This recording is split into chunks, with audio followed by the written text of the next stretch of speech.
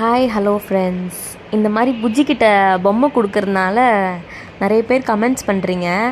என்னன்னு சொல்லிட்டுனா குழந்த வந்து பேட் பிஹேவ் பண்ணுறான் அப்படின்னு சொல்கிறீங்க. அப்படிலாம் கிடையாதுங்க. ஏன்னா குழந்த வந்து நீங்களும் ஒரு பெட் பேரண்ட்ஸாக இருந்தால் கண்டிப்பாக உங்களுக்கு தெரியும்.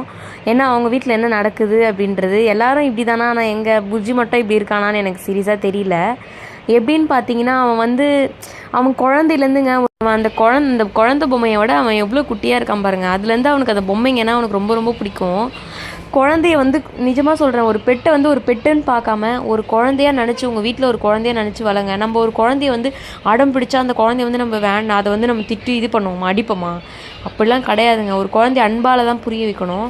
அதே மாதிரி தான் புஜ்ஜியும். அவன் வந்து இப்போ கூட வேணும்ட்டு பண்ணல. அவன் இப்போ ஒரு குழந்தை நம்ம வந்து அதை கொடு அப்படின்னு சொல்லும் போது ஒரு குழந்தை கொடுக்காது. இதுவே செல்லமாக கொடு அப்படின்னு சொல்லும் போது கண்டிப்பாக அது கொடுக்கும். அதே மாதிரி தான் இப்போ அவனும் பண்ணிகிட்ருக்கான்.